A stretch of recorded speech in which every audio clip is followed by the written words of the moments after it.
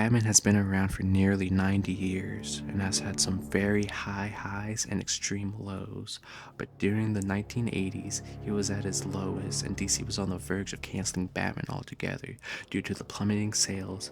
But just 10 years beforehand, the Batman comic, along with Detective Comics, had some of the highest sales since the Golden Age, and it all started in the late 60s.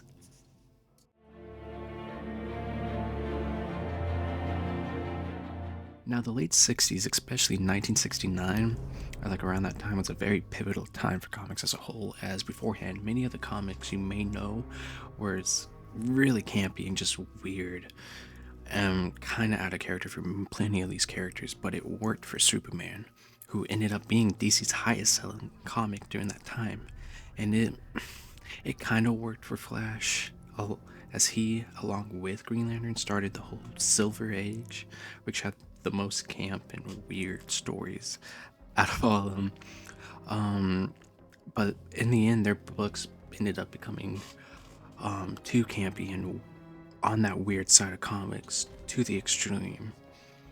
Now, this was mostly due to the Comics Code of Authority, which was created in 1955 due to the panic of Frederick Wortham's book Seduction of the Innocent and his whole witch hunt on comic books as a whole, calling them a bad influence, causing kids to do violent acts, along with directly towards Batman and his comics, causing kids to practice homosexual activity because of a scene of Batman and Robin in the same bed.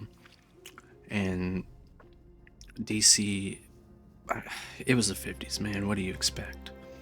And now this caused characters like the Riddler, Penguin, and the Joker to become tamer and never kill anyone. And they had wacky death machines and crazy like contraptions to kill them or to kill Batman and Robin, but they never killed anyone in the books, while characters like Two-Face became omitted altogether due to the quote-unquote horrific features he presented. And as a whole, horror pretty much took a backseat. Most of the horror comics like Tales from the Crypt, crime novels, all of that, they all got canceled due to the introduction of the Comics Code of Authority.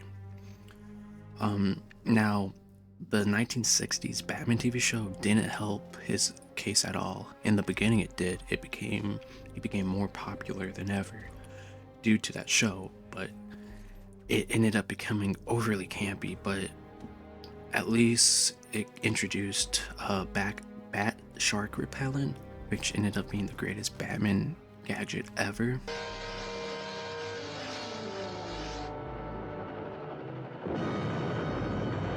However, the Comics Code of Authority did end up being more lenient in 1969 due to another regulation being disbanded, and that being the Hays Code, which is the same thing for comics but for cinema, which in the end led to a massive shift for many of the DC's characters, such as Green Arrow, Green Lantern, but most importantly for this video, the Batman.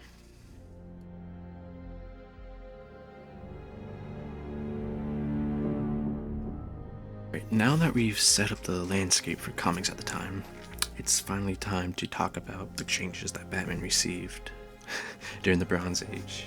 And it all started with Julius Schwartz, the editor at the time for Flash, Green Lantern, and Batman. In a canned Batman story, during the height of Batmania, which was the hype around the Batman TV show, a writer for Batman, or future writer for Batman, I should say, named Denny O'Neil, who was a comic fan during the Golden Age, turned writer who wanted Batman to be taken more seriously, and he wrote The Creeper, Wonder Woman, the Justice League, and then I believe Iron Man way after with Marvel. He pitched a story for Batman, but however, despite Julius Schwartz loving the story, they had to cancel can the story and put it to the side due to its dark nature and it not following the guidelines the show put up, and due to the Comics Code of Authority. Now, due to them becoming more lenient during the end of 1969, Julius Schwartz gave Denny O'Neil the job of writing Batman at the end of 1969, along with a lot of the art, covers, and interior drawn by Neil Adams, who was another fan of the Golden Age version of Batman, turned creative, who took the Batman he grew up with and modernized it for the time, and pretty much saying this is what Batman would look like in real life, and updated it for the new age and revolutionized Batman. And artists afterwards drew inspiration from Neil Adams's take on Batman, like Norm Brave-Holger, Kelly Jones, Jim Aparo, and even recent artists like Jorge Jimenez and Dan Mora. Now, when Detective Comics 395 was released, the first comic that Denny and Neil wrote, and kind of the start of the Bronze Age, it was praised for its darker take and more gothic and darker atmosphere with horror elements sprinkled about, and of course the art by Neil Adams. Now, the story we're talking about puts Batman back to his darker roots, being a lonely, dark character who sees unimaginable horrors every night, like this very story. So, as the story starts with a party set in a graveyard in Mexico, away from Gotham, which is going to become more ironic as it turns out that there's multiple assassination attempts on a government agent. Now, the people who hired the assassins turn out to be a couple who unveil that this flower grants immortality at the cost of sanity, which you will see they're fucking insane in the story. And they reveal this plan to spread the flower worldwide, but not before using the flower to incapacitate Batman and on the government agent. Now, in the end of the story, Batman overcomes horrific hallucinations that was caused by the flower, and in the end, due to Batman burning the entire orchard of flowers in a blaze of glory, they rapidly die and decay into their own graves as Batman marks their tombstones with the year of their deaths, ending their long, long lives. This new characterization of Batman was night and day from the Batman comics before, as this dark urban legend who has a never-ending battle against crime. This issue became a critical success and became quickly loved by fans who said that DC was taking Batman and growing him past the TV show and maturing him along with the readers that were, obviously reading him. Okay, so starting the 70s out, DC wanted to have like a back to basics approach, starting in Batman 217, where Robin graduates high school and then he moves out of Wayne Manor to go to Hudson University. Now, separating Robin from Batman, leaving him on his own for the first time in close to 30 years, had an effect on the comics. Actually, he's alone, and it gradually became a lot more darker due to that fact. And now they did have adventures together after, but they were few and far between most of the time.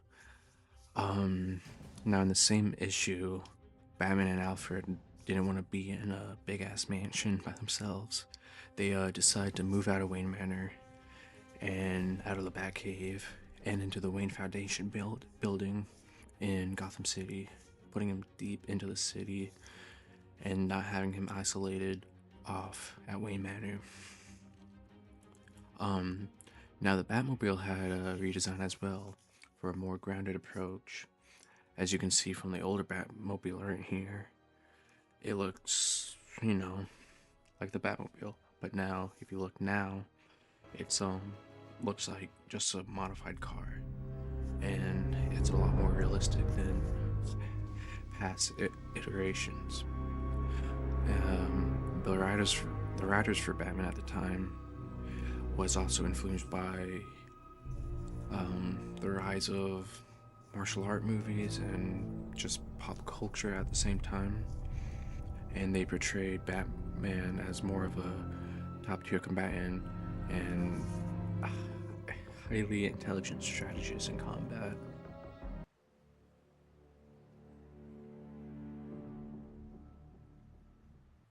When this Batman, of course, there's his rogues gallery, and starting out the gate, there were many new additions to it. And one of the first ones was Man-Bat in Detective Comics issue 400. Man-Bat was a result of a long day in the office with Frank Robbins, Neil Adams, and Julius Schwartz, who was, of course, the editor at the time, with a cameo from Jake Giordano. Frank Robbins was pitching ideas to Julius Schwartz in the editor's room in the middle of summer, so it was hot, and Frank was sweating from the heat, but also having a face-to-face with his boss, who was a man who faced legends down like Gardner Fox, John Broome, in erotic conferences. Now Frank, nervous as all hell, turned to Neil, who had overheard the conversation, while giving dead man drawings to Dick Giordano. He hoped that Neil would have some miraculous idea come to him, and then that's when Neil pitched the Man-Bat. Now Julius Schwartz didn't love the idea, but after Neil told him, hey, look, pay attention, somebody at Marvel will end up stealing the name and the idea, and we'll have this amazing idea down the toilet. There's nothing wrong with it, they're gonna have it, but we should have it. And Julius just said, so, you have a story? And the rest was history. Now, when it came to the design of Man-Bat, Neil Adams took inspiration from Universal body horror and monster movies of the 30s and 40s, like werewolves, vampires, and the duality of Dr. Jekyll and Mr. Hyde in his drawings of Man-Bat and Kirk Langstrom, which never in a million years could have happened before 1969. The story starts out in the Gotham Museum of Natural History, with Dr. Kirk Langstrom experimenting on bats in secret to gain the abilities of echolocation and all that to fight crime, just like Batman, as he is a massive fan of him in the comics.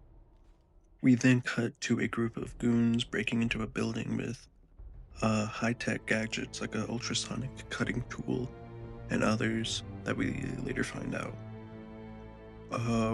We later find out that they're called the Blackout Gang, and Batman then jumps down and starts fighting them. However, he realizes that they're evading his attacks, like they can see him due to one of the gadgets that they have. They get the upper hand until they disappear altogether, but not without leaving a gadget behind. Batman then goes to the Batcave to test the gadget out with Alfred, but right beforehand we see Kirk Langstrom inject himself with the bat serum, and we see him start to transform. And then after Batman finishes his experiment, he's ready to fight the gang again, as he's using these stereo locator earplugs to make his heart beat fainter to the gang, as that's how he was able to get beaten in the dark last time. We then cut to Kirk Langstrom transforming into the Man-Bat with some horrific artwork by Neil Adams. The gang is breaking into the gym hall, but Batman is out on the trail in the new Batmobile that debuts in this issue. In the midst of battle, one of the goons hears loud screams and witnesses the Man-Bat for the first time as Batman and him take out the goons. which was a dream of Kirk's. After the battle, Batman goes up to Man-Bat to give thanks, and against Kirk's wishes, he sees his face and is surprised and says he's more of a bat than he ever was, thinking it's a disguise, and pretty much Man-Bat gets butthurt about it, and runs away. Now, Man-Bat wasn't a one-off character. He was featured in this sort of like trilogy of comics, which was Detective Comics 400, 402, and 407, and was a smashing hit and showed the best parts of the Bronze Age. But he wasn't the biggest villain to appear in the Bronze Age. That would be Ra's al Ghul. Alright, now if you enjoyed part 1 of this video, I don't know how many parts I'm gonna be making of the whole Bronze Age, but if you enjoy this, I will be more than happy to make more.